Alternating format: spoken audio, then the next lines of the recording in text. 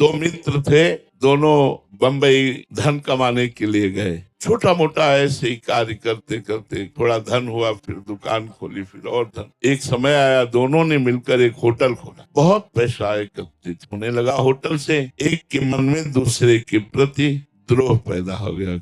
इसको अगर मार डाला जाए तो पूरे होटल के मालिक हम हो जाएंगे। मारने में क्या लगता है, भोजन में पेय पदार्थ में जहर मिला के दे दिया, वो मर गया। अब तो अकेले मालिक। जब गांव लौट करके आए तो गांव वालों ने पूछा, वो तुम्हारे साथ गया था? बोले बस वो थोड़ी देर ही साथ रहा, इसके बाद वो कहाँ चला गया मुझे कोई पता नहीं। साफ बच गए। अब गाँव में आकर खूब जमीन खरीदी, बढ़िया मकान बनाया। बम्बई से तो चल ही रहा था होटल से। कुछ समय बाद ब्याह हुआ। ब्याह होते ही 1 वर्ष बाद लड़का पैदा हुआ। लड़का पैदा तो खुशी ही खुशी, आनंद ही आनंद छा रहा है। धीरे धीरे लड़का सयाना हुआ, उसे अमेरिका पढ़ने के लिए भेजा। खूब पैसा खर्चा कर, क्योंकि पैसा है। अब कैंसर हो गया लड़के को। अब ऐसी उल्टा चक्र चला कर्म का। फिर पैसा खर्चा होना शुरू हुआ। धीरे धीरे जमीन बिकी, होटल बिका, सब बिका, कर्जा हो गया।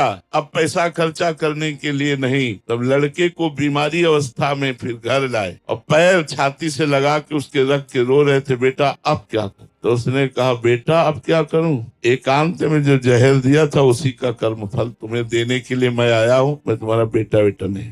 देख, तेरा सर्वनाश करके अब मैं जा रहा हूं और तू जीवन भर अब तड़पेगा और दुखी रहेगा और कष्ट भोगेगा। यदि आप पाप कर्म करेंगे तो आपके घर में ही वो पाप कर्म कोई रूप लेकर ऐसा पैदा होगा जो जीवन भर आपको दुख देगा, क्लेश देगा, अशांति देगा।